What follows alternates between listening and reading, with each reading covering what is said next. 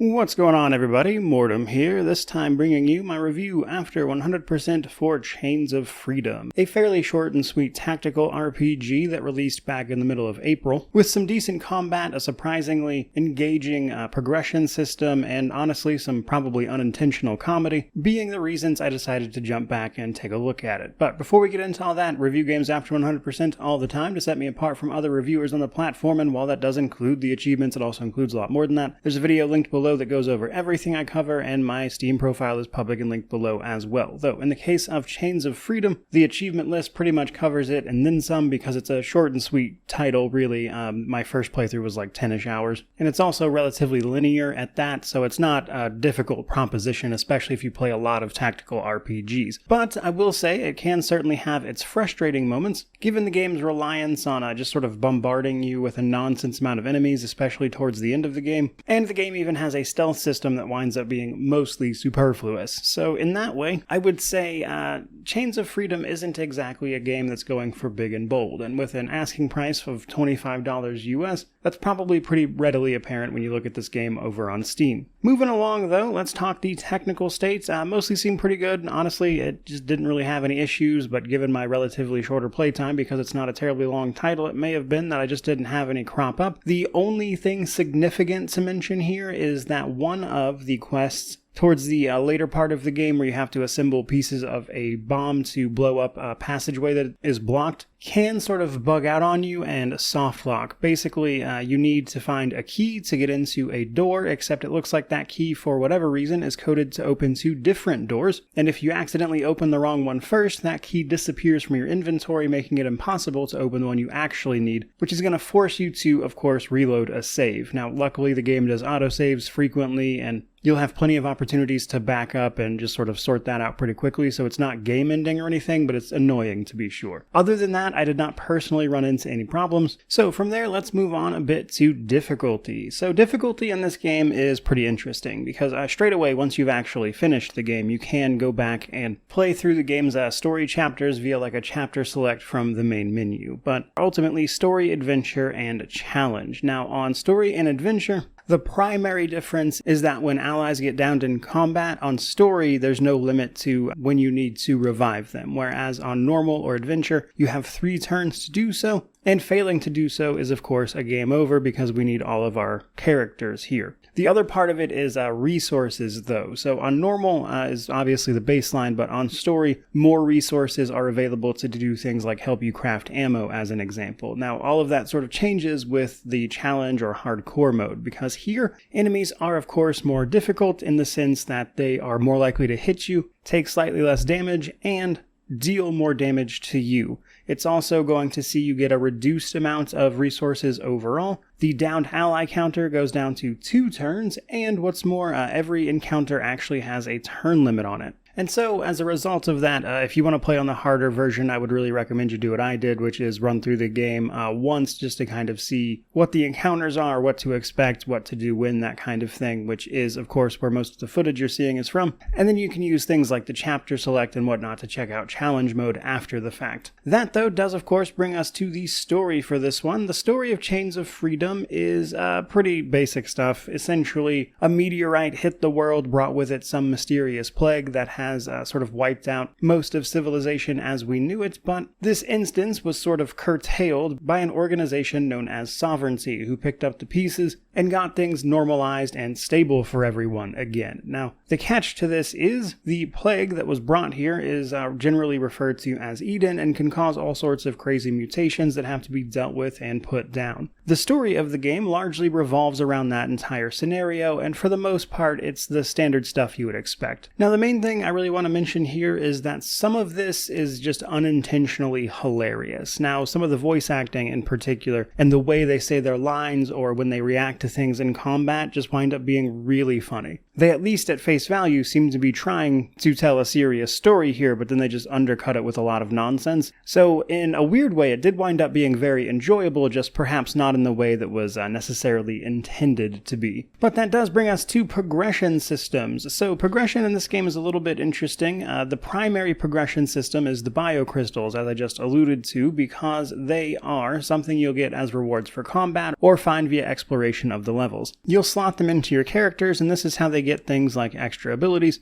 and all sorts of other types of effects that drastically change the way those individual characters play. I actually wound up having a lot more fun with that than I anticipated, but at a base, most characters start with the ability to slot in one crystal, and then as you find places of power through exploration or story progress, you can increase the number of biocrystals someone can equip up to the maximum of 5. Now, surprisingly, the thing that actually caught me off guard here was that this biocrystal system is actually pretty fun to mess around with because of the number of them you get. You get a lot of these, and they do tend to have the ability to drastically change the way a given character plays. For instance, probably one of the easier ones to set up is for a sniper character or anybody you equip with a sniper rifle, because there are biocrystals that will cause snipers to be able to generate action points by simply actually killing the target they hit. For example, there's one that will fully refund your action points if you manage to kill it with the sniper rifle when you take the shot. And there are also others then that will increase the amount of damage a sniper deals to a full health target, or increases the critical damage they deal, or they get refunded ammo if they critical, that kind of thing. So through those, you can actually set up a sniper who, despite technically only having like a 2-shot magazine, will in fact just mercilessly slaughter an entire combat encounter if you set it up properly. And that's really just one option. There's a ton more, and probably unsurprisingly then, the closer you get to the end of the game with the more linear nature of it, the more overpowered that you tend to get. Now, the other side of that is the weapons themselves. You will be finding new weapons as you go, and some of them are just straight upgrades over the previous stuff you were using. And then others are a little more on the situational side where you might want to swap them out on occasion. But the last part of this is mostly down to crafting, because we're going to be finding materials as we explore and pick everything up, and we'll also get some stuff from defeating enemies, of course, but we're going to use all of that via the crafting system to generate stuff like our ammo, because resources can be a little bit limited, especially on challenge mode, of course. But the issue here becomes then, do I have the ammo to actually use the weaponry I want to use in order to get around things? Now, personally, the main thing I couldn't get quite enough of was explosives or Molotovs, because burning is a really effective status effect here, and in fact, it is incredibly effective at taking out the large groups of low health enemies you're bound to run into, especially towards the end of the game. So there's a few different progression systems there. The biocrystals was more fun than I initially gave it credit for, which was always nice to see. Which brings us to the sort of gameplay and world section of this particular review, though to be fair, it won't be very long. So exploration in this game comes down to exploring the linear levels that you find yourself on. Outside of combat, there's only a few things to do really, which mostly comes down to, of course, exploring, finding materials, and then obtaining items that then give you access to other parts of the level that you can then navigate to find more and more materials, weapons, upgrades, biocrystals, or the places of power to use more biocrystals. Pretty standard stuff, all things considered. The only other thing to note there really is that the game does actually have a bit of a stealth system. It isn't super useful, and by the later levels they seem to abandon it entirely, but in the early game at least, there are situations where you'll come up on a group of enemies and you can stealth your way past, and if you're patient, or just want to reload I guess, you can in fact get past entire encounters that you technically don't need to have. Now again, in the endgame, especially the last couple of levels, they abandon this entirely, and there's a whole bunch of forced encounters, so I wouldn't become too reliant on the stealth system, because it does feel a little half-hearted in its implementation. That though does bring us to the combat system, the primary goal here.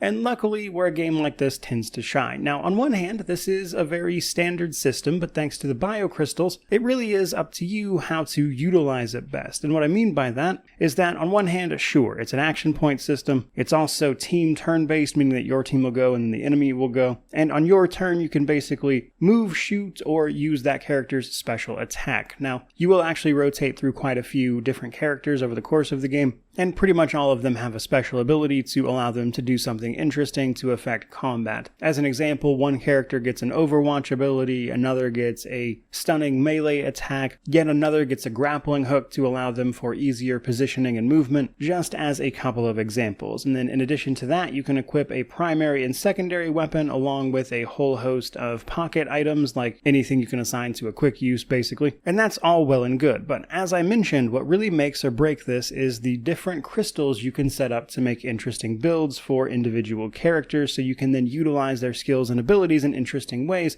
to interact with the battlefield. That part is a lot of fun, more so than I was really expecting. In fact, mixing and matching these biocrystals and seeing what is possible and what you can set up with them really is, I think, the highlight of this game. Now, I don't think there's necessarily enough of that to really hook in most people who aren't just generally into tactics games as it stands, but it is a fun enough system, especially when you start bringing in the other enemies to it, because enemies, of course, come in all sorts of different types and factions even, and each of them sort of operates a little bit differently. Because it's pretty much down to the humanoid enemies that will, of course, be divided into different types of factions, like the smugglers, who all sort of behave in a certain way, so you can kind of learn around that. But then there's these sort of horrible monstrosities that have been mutated by this plague, and those guys have more interesting and varied mechanics. Some of them are essentially just zombies and will try to rush you, but others will do some typical stuff like trying to summon in other enemies or units, laying down AoEs or spots on the ground you really shouldn't be standing, attack at range, split themselves into duplicates or lesser clones of themselves to make things more annoying for you, and of course even stuff like just blowing up when you kill them. But I am happy to say that there does seem to be a decent variety to the amount of enemies we are running into. The only issue that I really had with combat is that the last few levels in particular just bombard you with a nonsense amount of enemies. Like, every fight becomes like this 5 or 6 wave monstrosity where you're just wading through corpses upon corpses of these enemies because they just keep coming, and it's like, I don't know that this adds anything to this experience. I get what you're trying to go for, and the game does give you the tools to deal with it, to be fair. It's just kind of monotonous after a while, especially when the early game, at least, was all about resource conservation alongside, stealthing past encounters in certain instances where it probably wouldn't be advised to go toe-to-toe with everything you meet. And they kind of just shift that towards the end of the game, and I don't necessarily think that that works all the time. But with that said, let's move on to the Steam Deck section. Short and sweet here, the game is verified. This particular genre of games tends to work very well on handheld platforms, and this one is no different. You've got cloud saves, you've got controller support. Graphically, the thing's not exactly gonna blow you away, so it more than works on that system, and if anything, given its short runtime, it might be a preferred place to play it while you're on the go and simply looking for something to do. Otherwise, though, let's move on to the positives and negatives. So on the positive side, for me, it really was actually the combat systems and the biocrystals in particular. I had a lot more fun engaging with those than I was really expecting to, especially in the late game when you can sort of mix and match builds really quickly to sort of iterate on exactly how you want an individual character to play with the resources you've accumulated up to that point. On the negative side of things, though, there's really 2 points. The levels themselves are a bit on the boring side. A lot of it's very run-of-the-mill stuff. You've seen most of what there is to see in terms of exploration by the first few levels, so they're a little uninspired, frankly, even when you get towards the end. And then combine that with enemy encounters probably being a little too over the top. There's just too many waves of enemies constantly coming in, and every fight becomes a bit of a slog because there's just so many enemies trying to come at you all at once, and they are all enemies that you'll have seen up to that point, so they're not even new. So it's doable, but it just gets really tedious, to be honest. So to bring all of that to a conclusion, for $25 US over on Steam, Chains of Freedom is a decent TRPG. On one hand, it's nothing to write home about, but it does have its fun moments. I really like the biocrystal system. Some of it is genuinely really funny, even if that's not necessarily the intention.